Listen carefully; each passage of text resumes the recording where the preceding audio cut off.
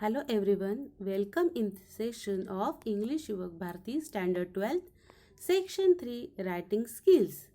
Lesson 3.4 Statement of Purpose, Part 1st. Statement of Purpose. The lesson is there, the statement of purpose. Icebreakers.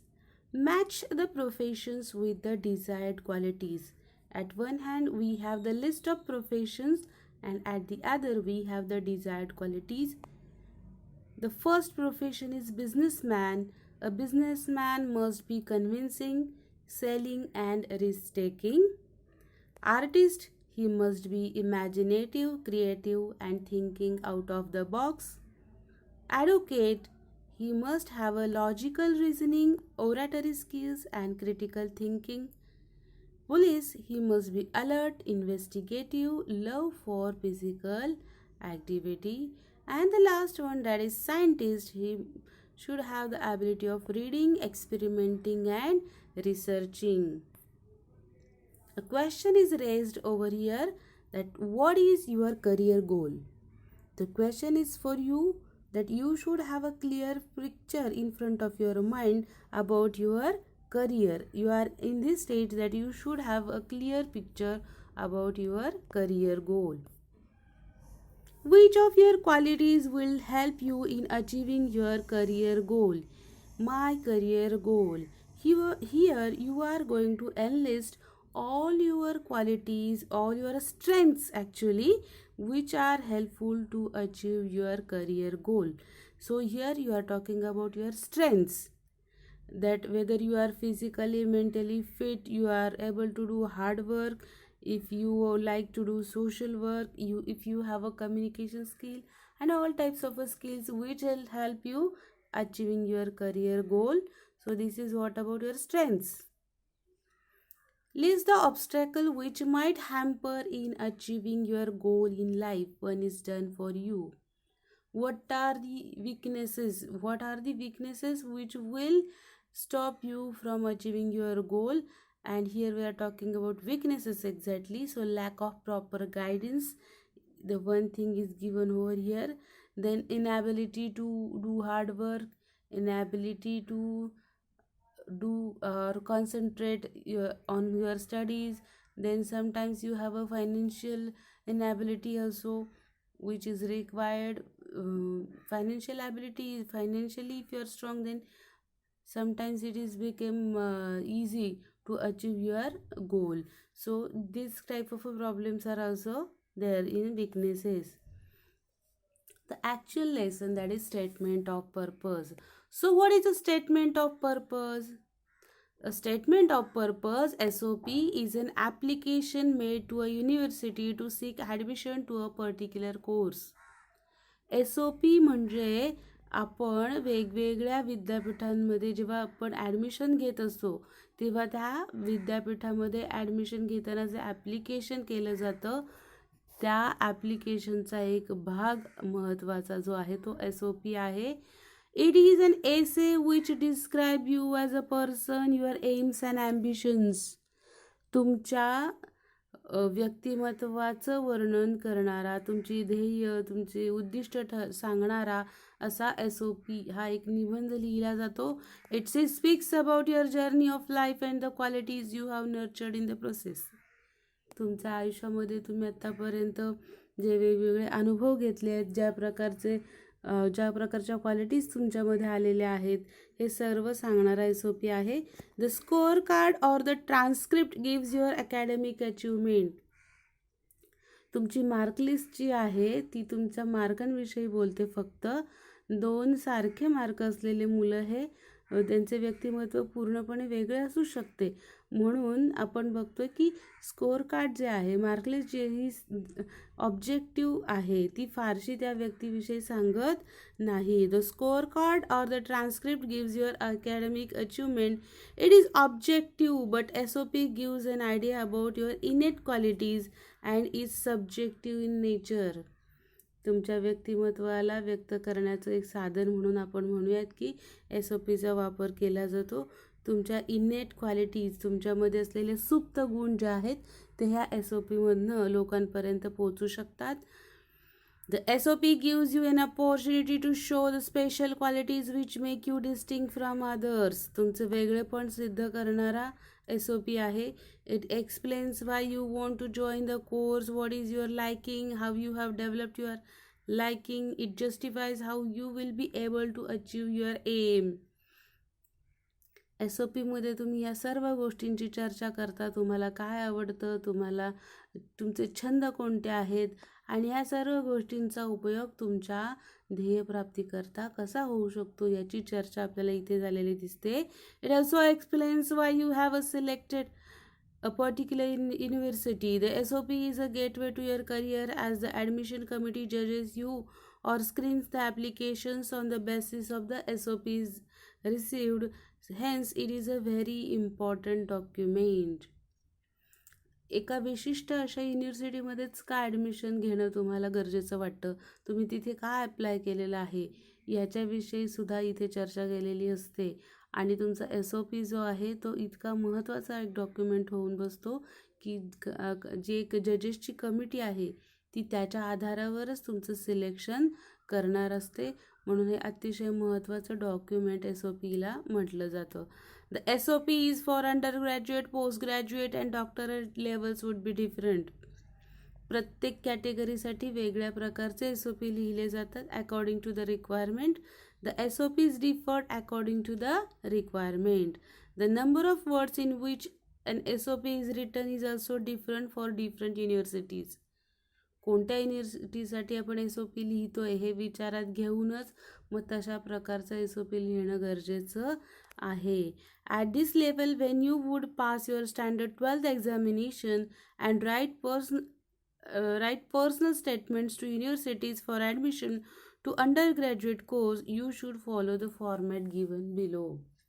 आपल्यासाठी महत्त्वाचा असा इयत्ता 12वी नंतर अंडरग्रॅज्युएट कोर्सेससाठी ॲडमिशन घेत असताना ॲप्लिकेशन जे केलं जाणार आहे SOP जो लिहिला जाणार आहे तो साधारण कसा असावा यासाठीचा गायडन्स आपल्याला इथे दिलेला दिसतोय.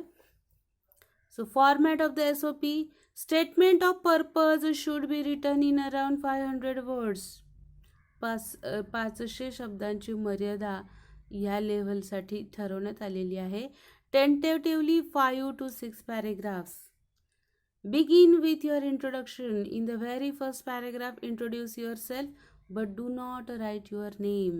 Talk about your personal background, family background, your mental makeup, your mental abilities, your aim in life, what exactly you want to do in your life. The second paragraph should speak about why you wish to join this specific program, course, your area of interest. So in the first paragraph you will introduce yourself.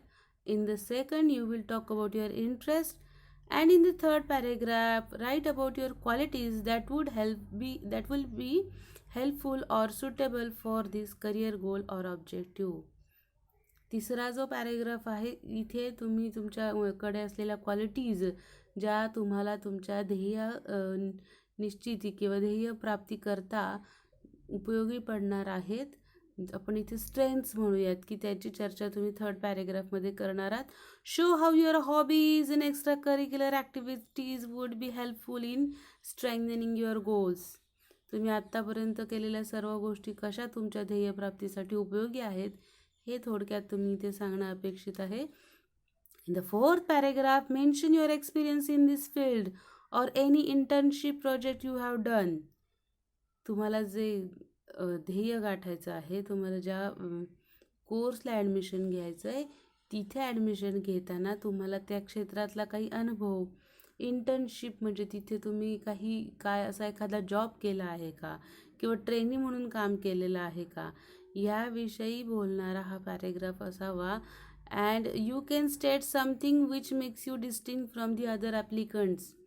इतरांपेक्षा तुम्ही कसे वेगळे आहात हे सांगणारा हा paragraph हवा. In the concluding paragraph, state how the admission to a particular course, university would be beneficial to you and how you look at it from a long-term career perspective. You know that you are applying to a university. कुठल्याही एका युनिव्हर्सिटीला तुम्ही apply करताय, तर तीच university तुम्ही का select केलेली आहे? Why do you want to take admission in that particular university, and you should speak about it, that why you are interested to take admission in that university only. So in the concluding paragraph you should state the reason why you want to seek admission in that university. What are the benefits you have if you get admission in that university? Write the statement of purpose in clear and lucid language. Do not use figurative language. Do not use heavy words. Use simple words. Use clear and lucid language. Do not make spelling or construction mistakes. While you are writing SOP, it is not accepted that you are doing mistakes. You are making mistakes of spellings, and you are making mistakes of sentence construction. You should be convincing. You should convince the person who is reading your SOP about your career. Show determination in your career. Your determination must be shown, that why you are so interested and why you are so determined to do the course. Your purpose of choosing this particular course and university should be in accordance with your career. तुम्ही SOP मध्ये जे बोलताय आणि जो course तुम्ही निवडला आहे याचा काहीतरी संगती लागली पाहिजे. तुमच्या सगळ्या लिहिण्यामध्ये त्या SOP मध्ये एक वाक्यता असली पाहिजे की जी तुमच्या उद्दिष्टापर्यंत तुम्हाला घेऊन जाईल. Remember that your personality is reflected through this. तुमचं व्यक्तिमत्व व्यक्त होणार आहे तुमच्या SOP मधनं. Highlight your qualities, life experiences in such a way that your application should stand out from the rest. इतरांपेक्षा तुमचं जे SOP आहे, तुमचं जे ॲप्लिकेशन आहे ते वेगळं आणि उठावदार झालं पाहिजे. कशा पद्धतीने की ज्यामध्ये तुम्ही स्वतःविषयी व्यवस्थित माहिती लिहिलेली आहे. Look at the samples of SOPs given here. Now we are going to discuss about the sample first. We have one sample of a SOP, that is statement of purpose. एका व्यक्तीने स्वतः ॲडमिशन घेण्याकरता जे application केलेलं आहे, एक statement of purpose आहे, ते इथे आपल्याला अभ्यासाला आलेलं आहे. Pursuing a course in mechanical engineering will enable me to progress in a field which started as a dream. See, in the very first introductory paragraph, what we can say, that the person is talking or introducing himself, that it will enable him to progress in a field, to become expert in a field which started as a dream. The genesis, the origin of this dream, or what we can say, the beginning of this dream was a personal experience at the age of 10. We were on a road trip in my dad's car. Without any warning, the engine seized.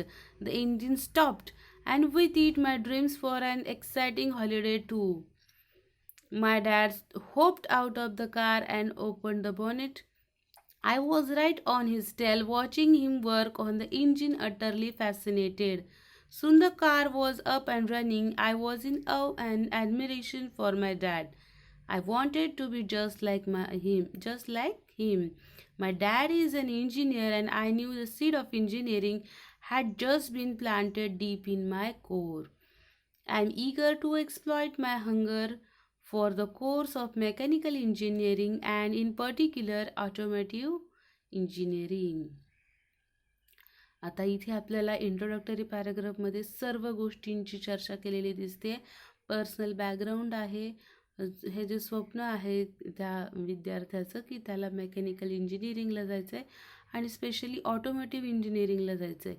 आणि त्याचं बीज कुठे रोवलं गेलं की एकदा वडिलांबरोबर कारने प्रवासाला निघालेला असताना कारमध्येच बंद पडली आहे, आणि त्यावेळी इंजिनियर आहेत वडील, आणि त्यांनी ती गाडी व्यवस्थित सुरू केलेली आहे. आणि हे सगळे ह्या 10 वर्षाच्या मुलाने ऑब्झर्व केलं आहे, आणि त्याला तिथेच कुठेतरी हे बीज रोवलं गेलं आहे. आपण सुद्धा अशा प्रकारे करू शकतो काम, आपण सुद्धा ऑटोमोटिव्ह इंजिनियर होऊ शकतो, हे त्याला तिथे कुठेतरी जाणवलेलं आहे. Over the summer holidays of 2017 I undertook an internship at a bus and coach manufacturing factory in Pune. Bus आणि कोच आपल्याला माहिती आहे की बसेस निर्मिती केली जाते, त्यांचे कोच निर्माण केले जातात. त्या मॅन्युफॅक्चरिंग फॅक्टरीमध्ये त्यांनी असं सांगितलं की 2017मध्ये त्यांनी इंटर्नशिप केली आहे, काही काळ जॉब केलेला आहे as an apprentice, that as just like a trainee. I had a team of highly qualified engineers to guide me. त्याला तिथे गार्डनसाठी अनेक इंजिनियर्स, क्वालिफाईड इंजिनियर्स तिथे होते. The team work, zeal and expertise displayed was an enormous learning point. तिथे त्याला अनेक गोष्टी शिकण्याची संधी मिळालेली आहे. The experience enriched my understanding of how vehicles work.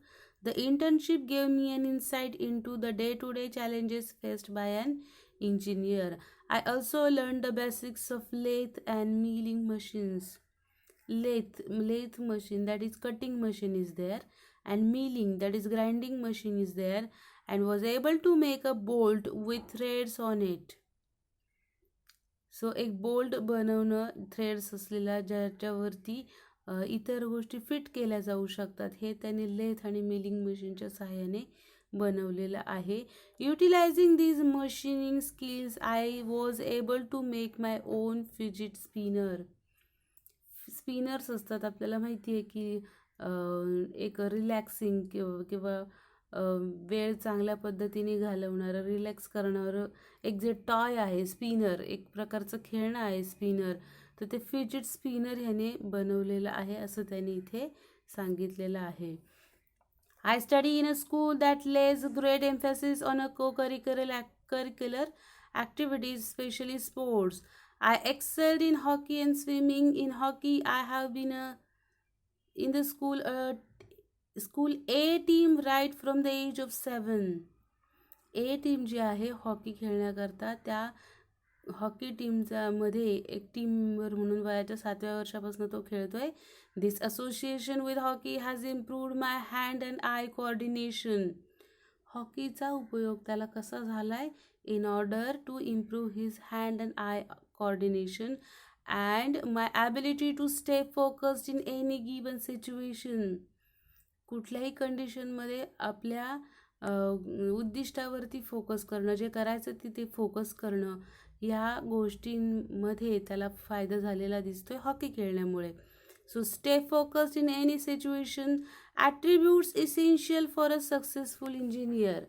एका सक्सेसफुल इंजिनियरकडे ह्या ॲबिलिटी असायला हव्यात. कुठल्या, तर हँड अँड आय कोऑर्डिनेशन आहे आणि तो फोकस्ड आहे, कॉन्सन्ट्रेटेड आहे, त्याचं कॉन्सन्ट्रेशन चांगलं आहे. Outside of school I picked up the sport of cricket which initially began as a family outing. शाळेमध्ये हॉकी आणि स्विमिंग ह्या गोष्टींना महत्त्व होतं. हॉकी तर तो बरेच वर्ष खेळला आहे आणि घरी मात्र क्रिकेट खेळण्याकडेही त्याचा कल असलेला आपल्याला दिसतोय. Later on, I immersed myself in the sport. Cricket has helped me build on my levels of concentration. क्रिकेटचाही उपयोग कॉन्सन्ट्रेशन वाढवण्याकरता त्याला झालेला आहे. Concentration comes out of a combination of confidence and hunger. Confidence कसा तयार होतो, कॉन्फिडन्स जर असेल तरच त्या व्यक्तीचं कॉन्सन्ट्रेशन होऊ शकतं. जर कॉन्फिडन्स असेल आणि ती एक हंगर असेल, एखादी गोष्ट मिळवण्याची जी इच्छा असते, जी भूक असते ती असेल, तर तो व्यक्ती नक्कीच त्या गोष्टींकडे कॉन्सन्ट्रेट चांगल्या प्रकारे करू शकतो. These are words that every engineer should live by. Have an insatiable hunger to be the best in design, research and manufacturing of machines and their subsystems. एका इंजिनियरकडे काय क्वालिटीज असल्या पाहिजेत, त्याच्याकडे कशी इनसॅटिएबल, नॉट इझिली सॅटिस्फाईड, त्यात सहजपणे समाधान होणारं नाही आहे त्याचं. He has insatiable hunger to be the best in design. जास्तीत जास्त चांगल्या डिझाईन्स बनवणं, रिसर्च करणं आणि मॅन्युफॅक्चरिंग मशीन्स बनवणं, हे जे आहे हे ह्या एका इंजिनियरकडनं अपेक्षित असतं. मशीन्स असतील आणि त्याच्या सबसिस्टम्स असतील, आणि हे सगळं मिळवण्याकरता जी हंगर आहे ती त्याच्याकडे असायला हवी. आणि ती एका चांगल्या इंजिनियरचं लक्षण आहे. आणि इथे त्याने सांगण्याचा प्रयत्न केला की ह्या सर्व क्वालिटीज त्याच्यामध्ये आहेत. We run a daily feeding programme in our temples where everyone is welcome. सामाजिक कार्य त्यांनी कुठली केलेली आहेत, तर त्याच्या जवळच घराजवळच असलेला जे मंदिर आहे त्या मंदिरामध्ये आपल्याला दिसतं की फीडिंग प्रोग्राम आहे, की लोकांना तिथे अन्नदान केलं जातं आणि तिथे कोणीही आलं तरी कुठल्याही प्रकारचा भेदभाव केलेला दिसत नाही आहे. I have taken part in this services nearly every weekend. दर आठवड्याला जेव्हा कधी वेळ होईल तेव्हा तो तिथे जातो आणि तिथे जाऊन तो मदत करत असतो. I have also taken part in several other community service ventures. अजूनही इतर अनेक सामाजिक कामात त्यांनी सहभाग घेतलाय, such as planting trees in a bid to reduce deforestation. वृक्षारोपणाचं रोपण सुद्धा त्यांनी केलेलं आहे. I also participate in an epilepsy walk in order to collect money to help the treatment of people who can't afford the medical care required to treat epilepsy. Epilepsy सारखा जो गंभीर आजार आहे त्याची ट्रीटमेंट करण्याकरता ज्या लोकांकडे पैसे नाही आहेत, तर त्याच्यासाठी मनी डोनेशनचं जे काम आहे, मनी कलेक्शनचं जे काम आहे, हे सुद्धा त्याने केलेलं दिसते. So it speaks about his social work. I believe that I am a suitable candidate for the course since the subjects I have picked for my undergraduate course in mechanical engineering, namely physics and mathematics, have exposed me to high levels of critical thinking. स्वतःविषयी आपल्याला subjective माहिती तो देताना दिसतो की मी एक योग्य प्रकारचा उमेदवार कसा असू शकतो, कारण त्यांनी अंडरग्रॅज्युएट कोर्स जे घेतलेले होते तिथे आपल्याला दिसतं की त्यांनी फिजिक्स आणि मॅथमॅटिक्स शिकलेला आहे तो 11वी-12वीमध्ये, जिथे त्याला हाय लेवल्स ऑफ क्रिटिकल थिंकिंग करण्याची संधी मिळालेली आहेत. Through out high school I have been a practical thinker. My passion for physics has help my analytical skills. हे जे स्किल्स आहेत, ॲनालिटिकल स्किल्स असतील, क्रिटिकल थिंकिंगचे स्किल्स असतील, हे त्याचे फिजिक्सचा अभ्यास करताना झालेले आहेत. Mechanical engineering specifically apply fundamental maths and physics laws to find solutions of machines which we use every day. Mechanical इंजिनिअरिंगमध्ये स्पेसिफिकली आपल्याला काय दिसतं की जे फंडामेंटल मॅथ्स आणि फिजिक्सचे लॉज आहेत हे वापरले जातात आणि त्याचा त्यांनी अभ्यास आपल्याला दिसतं की केलेला आहे. I believe that the UK is the ideal location for my choice of study. UK, that is United Kingdom, is the ideal location for my choice of study as it is known to have the best universities for engineering. तिथे आपल्याला काय दिसतं की best universities आहेत इंजिनिअरिंगच्या, offering top notch facilities in research. Top notch means of a highest qualities. इंजिनिअरिंगच्या universities ज्या आहेत त्या तिथे आपल्याला काय दिसते, टॉप नॉच फॅसिलिटीज आहेत, हायेस्ट क्वालिटीच्या फॅसिलिटीज तिथे अवेलेबल आहेत. In research, design and manufacture. एका इंजिनियरला ज्या क्षेत्रामध्ये काम करावं लागतं, the fields just like research, design and manufacturing, तर तिथे टॉप नॉच फॅसिलिटीज अवेलेबल आहेत UK. The UK has some of the greatest companies which pioneered automotive engineering to what it is today. For example, Aston Martin and Jaguar Land Rover. UK आपल्याला दिसतं की automotive industry जी आहे, automotive engineering आहे, ह्याची खूप चांगली growth आपल्याला दिसते तिथे झालेली. आणि 2 कंपन्यांची नावं घेतली आहे, Aston Martin and Jaguar land rover. या UKच्या 2 ज्या कंपन्या आहेत, ऑटोमोटिव्ह कंपनीज आहेत, आणि त्यांचं नाव आज जगभर झालेलं आपल्याला दिसतंय. I hope to secure admission that will provide me with the opportunity to fulfil my dreams.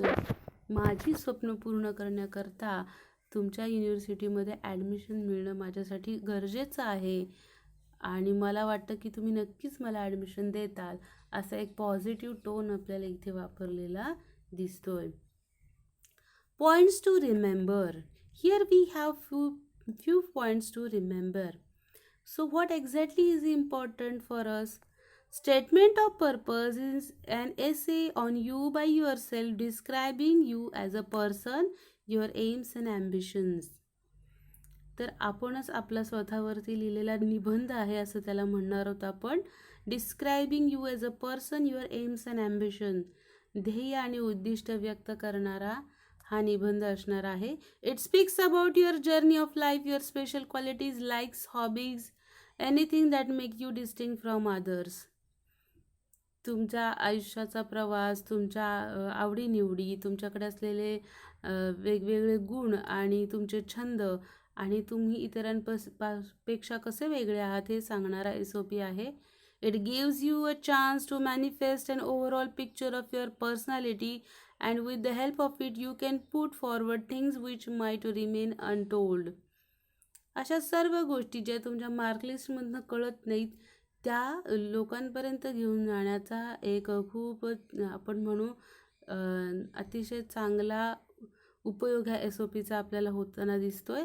The things which might remain untold, ज्या गोष्टी साधारणपणे व्यक्त होणार नाहीत, सांगितल्या जाणार नाहीत, त्या घेऊन जाण्याकरता SOPचा उपयोग खूप चांगल्या प्रकारे होऊ शकतो. Generally name is not written in the statement of purpose. SOPमध्ये तुम्ही स्वतःला इंट्रोड्यूस करताना स्वतःचं नाव कुठेही लिहित नाही. Use positive tone while writing SOP. तुमचा जो टोन आहे तो कसा असणार आहे? पॉझिटिव्ह असणार आहे. That you are very optimistic that you will definitely get admission for the course. It should be free of spelling mistakes and sentence construction mistakes. वाक्यरचनेचे किंवा स्पेलिंगच्या चुका तुम्ही तिथे होऊ देणार नाही आहात. It should be convincing. You should convince the person who is reading it. It should show your determination.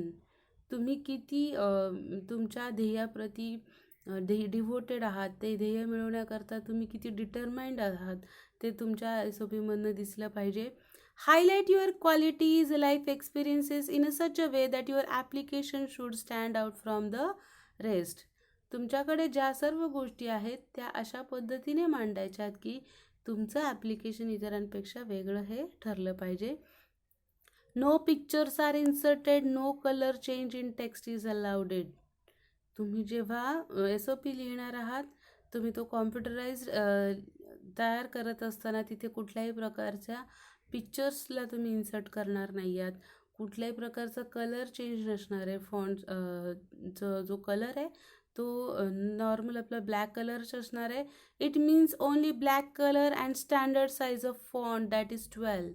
Standard size आहे फॉन्टची 12 साईज. त्या साईजमध्येच तुम्ही तुमचं फॉन्ट साईजमध्येच SOP लिहिणं अपेक्षित आहे. It is a gateway to your career as the admission committee जजेस you on or screens the applications on the basis of the SOPs received. Hence it is a very important document. तुमच्या मार्काने इतकंच important हे SOP document आहे की जे तुमच्या संपूर्ण व्यक्तिमत्वाविषयी बोलत आहे आणि म्हणून ते अतिशय महत्त्वाचं डॉक्युमेंट आहे असं आपण म्हणू शकतो. Now here is the time to do exercise. See, we have A3 activity on vocabulary. Enrich your vocabulary. Match the job terms with their meanings. काही जॉब टर्म्स आहेत साधारणपणे ज्या वापरल्या जातात आणि त्यांचे मीनिंग्स एक्झॅक्टली काय आहेत ते आपण इथे बघणार आहोत. To be your own boss, आपणच आपले मालक असणं, याचाच अर्थ आपल्याला माहिती आहे. That the person he should have his own business. So it means to have your own business. आपला स्वतःचा व्यवसाय असणंच म्हणजे काय? To be your own boss. A dead end job. Dead end job means what? It means a job with no promotional opportunities. जिथे कुठल्याही प्रकारची प्रगती आता होऊ शकत नाही तो जॉब आपण काय म्हणणार आहोत? It's a dead end job. The third is a good team player. ही एक जॉब टर्म आहे ज्याचा आपण मॅचिंग करणार आहोत. Someone who can work well with other people. A good team player, टीममध्ये काम करू शकतो चांगल्या प्रकारे. याचाच अर्थ काय? इट्स जे someone who can work well with other people. Fourth one is heavy workload. It goes with H, that is to have a lot of work to do. Heavy workload आहे म्हणजेच काय तर खूप जास्त काम करण्याकरता आहे. The next thing is that a high power job. It means an important or powerful job. High powered job means an important or powerful job. The next thing is job satisfaction. It goes with enjoying your job. When you have a job satisfaction, you enjoy whatever you are doing. तुम्ही जे काही करताय ते तुम्ही enjoy करताय म्हणजेच तुम्हाला job satisfaction आहे. Manual work. Manual work means what? It means work that requires physical activity. शारीरिक कष्टाचं श्रमाचं काम आपण कन्सिडर करतो manual वर्कमध्ये. It is to be stuck in a rut. To be stuck in a rut means what? To be in a boring job that is hard to leave. Boring job आहे पण जो तुम्ही सोडूही शकत नाही, त्याचाच अर्थ काय आहे? टू बी स्टक इन अ रट. 9th, to be stuck behind a desk. It goes with the that is it goes with C, to be unhappy in an office job. To stuck behind a desk. Office job जो आहे त्यांनी तुम्ही वैतागलेले आहात, त्याच्यामुळे तुम्ही दुःखी आहात, असंच त्याचा अर्थ आहे. So to be stuck behind a desk means to be happy with an office job. And the 10th one is a 9 to 5 job. 9 ते 5 आपण असं म्हणतो मराठीत. याचाच अर्थ काय? A normal job having a duty of 8 hours.